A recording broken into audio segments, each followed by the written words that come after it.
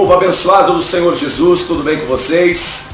Que a paz do Senhor esteja agora entrando na tua casa, na tua família, sobre a tua vida e aonde você estiver nos assistindo com a palavra da unidade deste dia. E a palavra da unidade está ainda no livro de Salmos, no capítulo 23 e do versículo agora, número 3, que diz assim: o Senhor renova as minhas forças e me guia por caminhos certos, como Ele mesmo prometeu.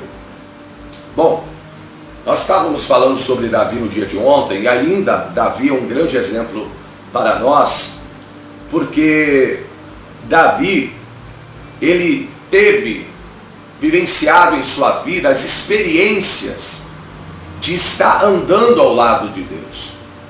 E por andar do lado de Deus, não significa que você vai viver dias difíceis. Andar do lado de Deus não significa que você não será perseguido ou que o dia mal poderá chegar até você. E Davi sabia disso. Tanto que quando ele descreve o versículo 3 do capítulo 23 de Salmos, ele demonstra que a dependência dele de ter forças para continuar a vencer todos os desafios e obstáculos, a sua força é renovada pelo Senhor. E por que a força ela tem que ser renovada pelo Senhor? Porque antes mesmo de nós adquirirmos alguma coisa, conquistarmos ou obter de Deus uma resposta, é lógico que nós vamos enfrentar grandes lutas, grandes batalhas e grandes guerras, e muitas delas guerras espirituais.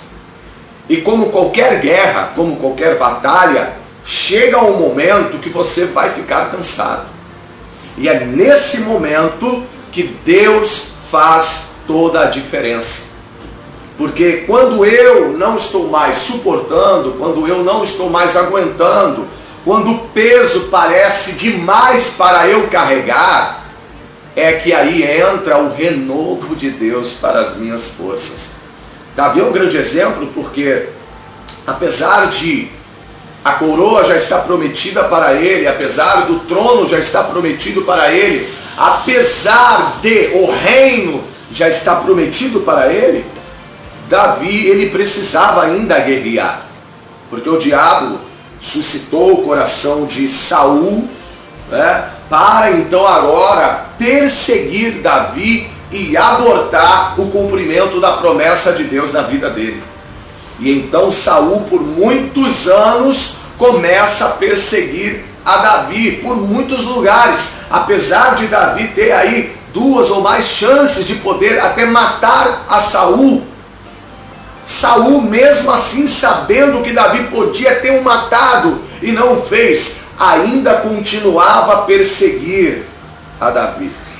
E por que Saul continuava a perseguir a Davi?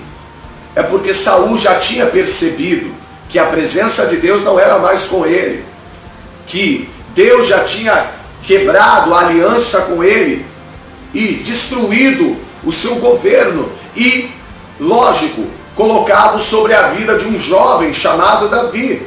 E por esta causa, Davi ameaçando o seu governo material, a sua monarquia, e Davi ameaçando também o mundo espiritual do diabo por causa do que vai acontecer na frente quando vai ser estabelecida Jerusalém. Então o diabo cria uma situação de perseguição, de opressão, e lógico, isso vai causar cansaço. Mas Davi declara: o Senhor renova as minhas forças e me guia por caminhos certos. É impressionante porque em toda a perseguição de Saul a Davi, Deus sempre tinha um caminho para Davi. Saul espreitava de um lado, Saul espreitava do outro lado, mas Deus sempre tinha um caminho certo para Davi. E por quê? Porque Davi se colocou nas mãos de Deus para ser sua ovelha e Deus ser o seu pastor. E Davi declara: ele me guia por caminhos certos, como ele mesmo prometeu. E esta é a causa pelo qual Davi, mesmo antes de se assentar no trono, ser coroado e reinar, obteve sucesso, obteve escape, obteve no momento da fraqueza, no lugar da fraqueza, forças para continuar a lutar. Por quê? Porque o Senhor era o seu pastor. O Senhor era aquele que o guiava. O Senhor era aquele que em momentos de fraquezas, assim como Paulo declarou, que por 3 vezes ele orou a Deus para que afastasse um perseguidor dele, um mensageiro do diabo que o esbofeteava, que era um espinho na sua carne. Por que Paulo estava orando dessa forma? Porque ele se sentia fraco, porque ele se sentia acabado, destruído. Porque é o que acontece em meio à opressão, é o que acontece em meio à guerra espiritual, é o que acontece em meio às perseguições. A nossa carne é fraca, nós nos sentimos sem forças e muitas vezes pensando em desistir. Mas foi exatamente quando Paulo clamou a Deus para que afastasse, Deus não afastou o perseguidor. Deus não tirou o espinho na carne. E por quê? Porque Deus queria mostrar para Paulo que a sua graça se aperfeiçoava na sua fraqueza. E há um segredo muito grande nisso. Porque Paulo declara, porque quando eu pensava que eu era forte, aí eu era fraco. Mas quando eu percebi e entendi que quando eu pensava ser fraco, aí que eu era forte, então eu percebi que a graça de Deus é que me fazia vencer todas as coisas. E por quê? Porque o mesmo Deus que guiava o apóstolo Paulo era o mesmo Deus que guiava a Davi. Por quê? Porque Ele que renova as suas forças. É o Senhor que te direciona a caminhos certos.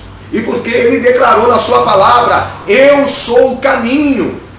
Não há outro que possa me conduzir a águas tranquilas. Não há outro que possa me conduzir a pastos verdes, a não ser Ele. Por quê? Porque Ele é o meu pastor.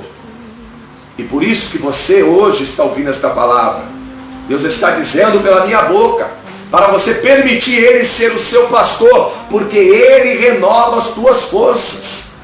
Talvez você esteja dizendo, apóstolo, eu estou me sentindo fraco, eu estou me sentindo fraca por causa desse tempo da quarentena. Eu não estou suportando mais ficar em casa. Eu não estou aguentando mais não poder ir à igreja, congregar com os irmãos. Parece que eu estou completamente sem forças para caminhar. Eu estou começando até às vezes, meu Deus, duvidar da palavra. Ei, Deus está falando contigo neste dia.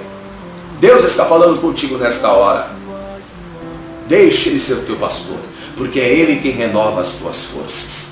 É Ele que te direciona. É Ele que te dá caminhos certos.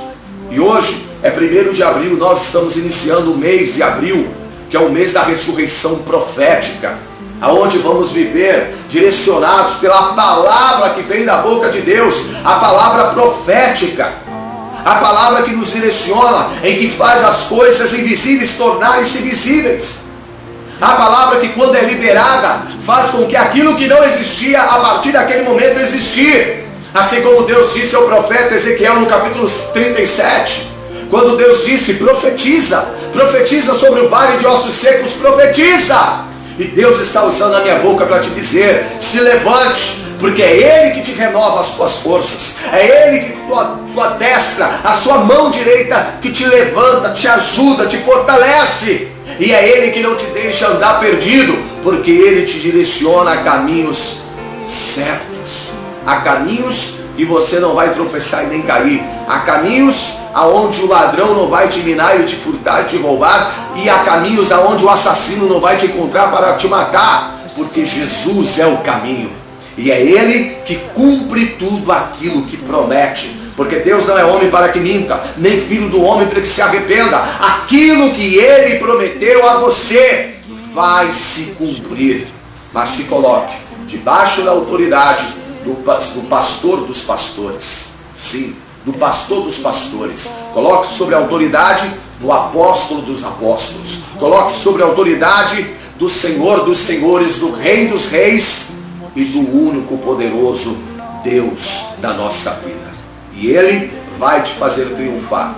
E a graça e a misericórdia estarão com você por todos os dias da tua vida. E com os teus olhos você verá a bênção, o milagre de Deus acontecer na tua vida. Amém? Guarde essa palavra. Tenha as tuas forças renovadas. Seja direcionado pelo Senhor e viva o cumprimento de todas as suas promessas na tua vida.